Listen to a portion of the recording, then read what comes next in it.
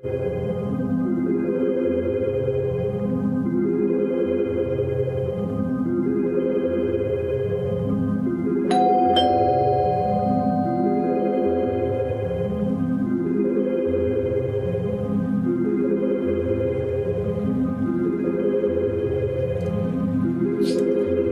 चौहान। जी ma'am आपका parcel. भैया नहीं चाहिए प्लीज। मैम अगर आपको नहीं चाहिए तो आपने जहाँ से ऑर्डर किया है वहाँ से आप रिटर्न रिक्वेस्ट डाल दीजिए, वापस हो जाएगा, पर यहाँ तो आपको लेना पड़ेगा। ठीक है दीजिए। मैम हाँ एक गिलास पानी मिलेगा? भैया आप कहीं और पी लो पानी प्लीज। मैम बहुत ज़ोरों की प्यास लगी है। ठीक है लाती हूँ।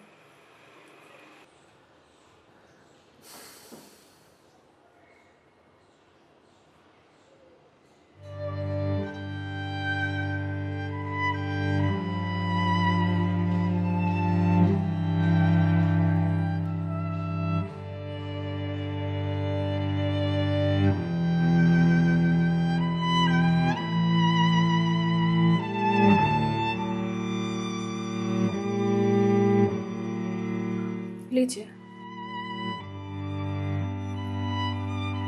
लीजिए भैया, देख क्या रहे हैं?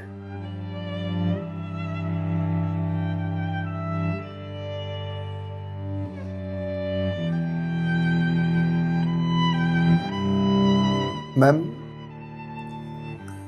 आपको कोई दिक्कत है? मतलब आप किसी परेशानी में हैं? भैया पानी पीकर ग्लास दीजिए आप। मैम छोटा मुंह बड़ी बात कह रहा हूँ, पर अगर आप किसी परेशानी में हैं तो आप मुझे बता सकती हैं। भैया आप पानी पीजिए, ज्यादा समाज से भी मत बनिए। मैम दुख बांटने से कम होता है। अच्छा, और आपको किसने कहा कि मैं दुखी हूँ? मैम अगर आप दुखी नहीं हैं तो फिर वो फंदा क्यों लगा रखा है?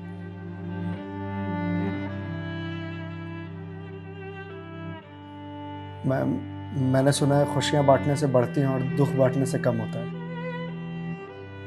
मैम बड़े से बड़ा दुख कम हो जाता है अगर आपके पास कोई सुनने वाला हो।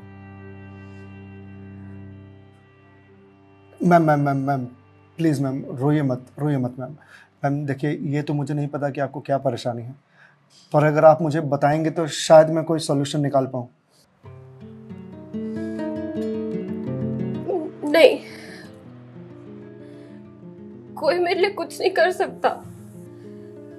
मेरे पास अब मरने के अलावा कोई ऑप्शन नहीं है। मैम ऑप्शन तो ढूंढने से मिलता है ना। आप एक बार मुझे बताइए ना, शायद मैं कोई जीने का ऑप्शन ढूंढ पाऊँ आपके लिए। क्यों बताऊं तुम्हें? क्या कर लोगे तुम?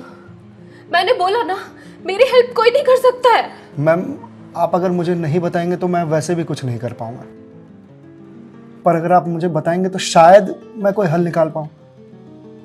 और अगर कोई हल नहीं निकला तो आप तो वैसे भी सुसाइड करने जा रहे थे, तो जाने से पहले अपना दुख मुझे बताते जाइए प्लीज।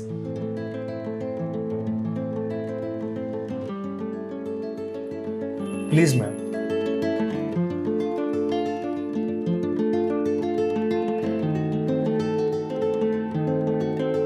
मैं ईएमआईस के चक्कर में फंस चुकी हूँ।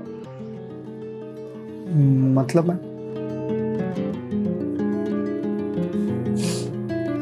कुछ साल पहले एक कोर्स के लिए मैंने लोन लिया था, फिर उसके कुछ वक्त के बाद एक और लोन, और ये लोन का सिलसिला यूं ही चलता गया। इस महंगाई के जमाने में पैसे की जरूरत तो हर किसी को पड़ती है, मुझे भी थी। मैंने प्राइवेट कंपनी से भी लोन लिए, ज्यादा ब्याज पर, और अब मैं उन्हें चुका नहीं पा रही हूँ। क्यों मैम, आपके पास जॉब तो होगी ना? जॉब थी, पर मैं जिस कंपनी में जॉब करती थी उस कंपनी ने मुझे ये कहकर टर्मिनेट कर दिया कि फाइनेंशियल लॉस के कारण वो मुझे और मुझ जैसे कुछ एम्प्लॉयज को सैलरी नहीं दे सकते। तो मैम आप किसी और कंपनी में ज्वाइन कर लो, बहुत सारी कंपनीज हैं यहाँ तो। तुम्हें क्या लगता है मैंने अप्लाई करने का ट्राई नहीं करा होगा? जॉब नहीं खोजी होगी? बहुत की थी, पर इस रिसेशन के जमाने में जॉब मिलना कितना मुश्किल है कि तुम जैसे डिलीवरी बॉय को क्या पता।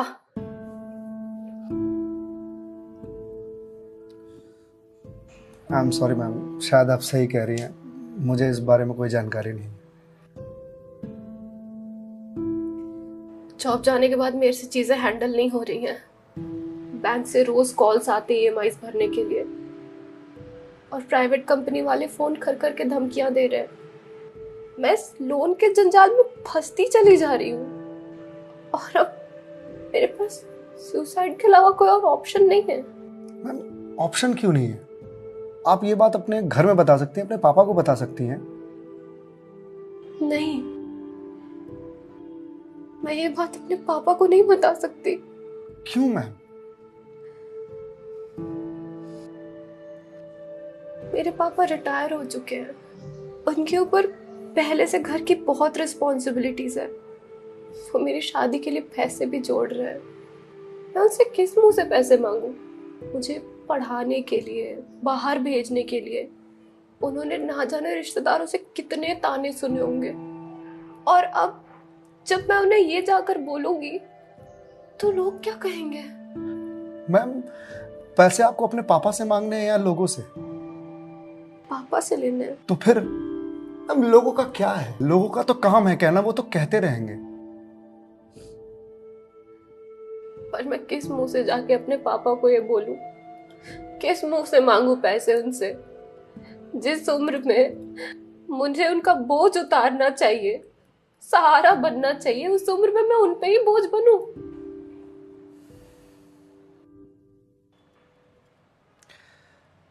मैम एक बात बताएंगे आप, बचपन में आपकी सबसे फेवरेट चीज क्या थी? बचपन में मुझे साइकिल का बहुत शौक था। तो मैम आपको साइकिल किस एज में मिली थी? यही कोई 8 साल की होंगी मैं। तो साइकिल तुरंत मिल गई थी आपको? नहीं, पापा तो मान ही नहीं रहे थे। बोल रहे थे गिर जाएगी, चोट लगा लेगी। तो फिर कैसे साइकिल मिली? बहुत जिद की थी मैंने, बहुत। खाना पीना सब छोड़ दिया था। तो मैम साइकिल के लिए जो जिद किया आपने, तो शर्म आई होगी आपको? तो मुझे मुझे क्यों शर्म आएगी? पापा है वो मेरे, उनसे जिद नहीं करूंगी तो किससे जिद करूंगी? तो मैम जब बचपन में साइकिल के लिए जिद करने में शर्म नहीं आई, तो अब क्यों आ रही है? मैम अभी आपने कहा कि आपके पापा आपकी शादी के लिए पैसे जोड़ रहे हैं, और आप तो यहाँ सुसाइड कर रही हो। तो वो उन पैसों का क्या करेंगे? या उन्हें ये जानकर बहुत खुशी होगी कि उनकी बेटी ने शादी का बोझ हल्का कर दिया उनके सिर पर से। मैम आपको मालूम है, हमारे जनरेशन की दिक्कत यही है कि हम अपने आप को इतना बड़ा समझ लेते हैं कि हम अपने पेरेंट्स से ही अपनी बात छुपाने लगते हैं। कभी ये कहकर कि पापा मम्मी नहीं समझेंगे, या कभी ये कहकर कि मैं उन्हें परेशान नहीं करना चाहती, या कभी ये कहकर कि हम दोनों की सोच नहीं मिलती है। एक बार आप अपनी दिक्कत अगर अपने पेरेंट्स से शेयर कीजिएगा ना, तो आपको जीवन में फिर कभी सुसाइड करने की जरूरत नहीं पड़ेगी, या मेरे जैसे किसी अनजान से अपनी बात शेयर करने की जरूरत नहीं पड़ेगी। प्लीज मैम एक बार शेयर करके देखिए। उनसे बेहतर दोस्त इस दुनिया में कोई नहीं हो सकता। प्लीज मैम एक बार ट्राई कीजिए, प्लीज मैम।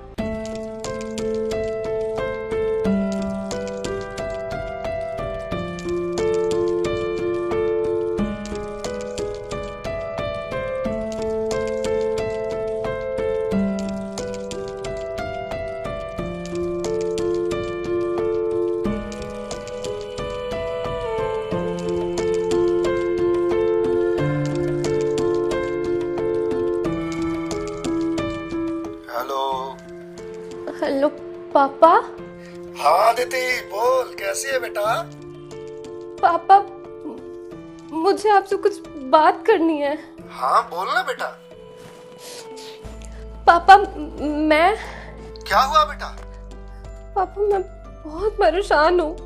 हाँ तो मुझे बता ना, किस लिए परेशान है? अदिति बेटा रो क्यों रही है, बता ना क्या बात है? पापा वो मैंने बैंक से लोन ले रखा था ना,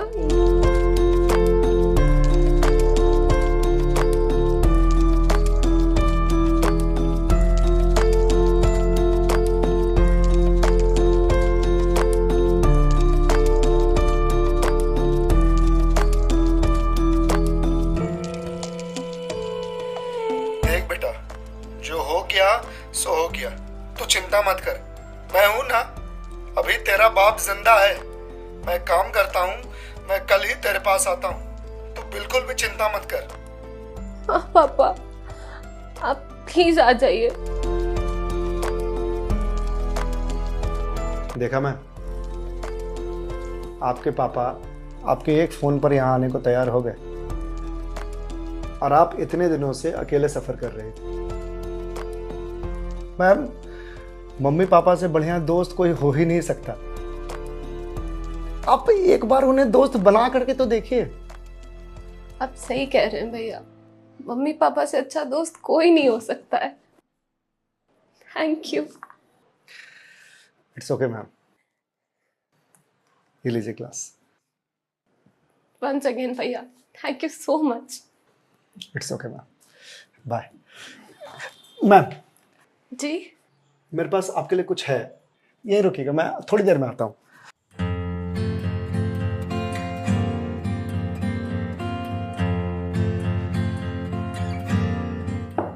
मैम। जी भैया।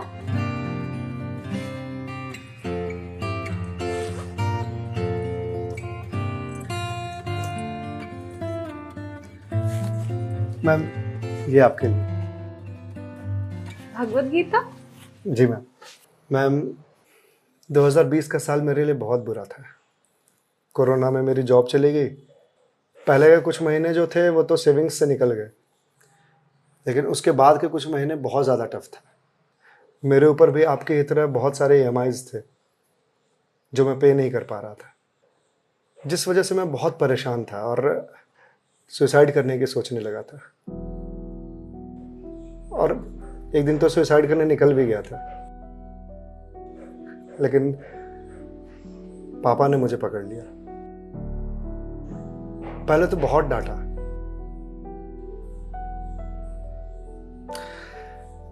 फिर उसके बाद सीने से लगा करके कहा कि तू चिंता क्यों करता है, मैं हूं ना। उन्होंने ही मेरे सारे बिल्स पे किए और उसके बाद ये भगवत गीता दिया मुझे और बोला, बेटा जीवन में जब भी कोई परेशानी आए, किसी चीज का हल ना मिले तो ये पढ़ लेना। इसमें जीवन की सारी परेशानियों का हल तुझे मिल जाएगा। और मैम, वो दिन है और आज का दिन है। आज जिस कंपनी से मैं आपको डिलीवरी करने के लिए आया हूं, वो मेरी ही कंपनी है। आपकी अपनी कंपनी है? जी मैम। कोरोना के बाद मैंने अपना स्टार्टअप शुरू कर दिया था, जॉब जाने के बाद, क्योंकि जॉब मिल ही नहीं रही थी। तो अगर आपकी कंपनी है तो फिर ये डिलीवरीज आप क्यों कर रहे हैं? मैम, मुझे अच्छा लगता है अपना काम खुद करना, और शुरुआत तो मैंने अकेले से ही किया था ना। आज भी जब मन करता है तो निकल जाता हूँ डिलीवरी करने के लिए। और देखिए, आज तो निकलना मेरा सफल रहा, आपसे मुलाकात हो गई। और जो सीख मुझे भगवत गीता से मिली वो मुझे आपको देने का मौका मिला। मैम, वैसे तो बहुत सारी बातें हैं इसमें सीखने की, पर जो सबसे अच्छी बात मुझे लगती है वो ये कि जो समय है ना, ये कभी एक सा नहीं रहता। आज बुरा समय है तो कल अच्छा समय जरूर आएगा। आज अंधकार है तो कल सवेरा जरूर आएगा। इसलिए कभी भी अच्छे समय में इतराना नहीं चाहिए और बुरे समय में विचलित नहीं होना चाहिए। समय है, कट जाएगा। मैम, इस एक थॉट ने मेरी पूरी जिंदगी बदल दी। मैम, तो अब आप पढ़िए इसको, देखिए शायद आपको कुछ और मिल जाए। पर मैम, जो भी मिले उसे लोगों से शेयर जरूर कीजिएगा, क्योंकि कहते हैं ना, ज्ञान बांटने से बढ़ता है। Thank you.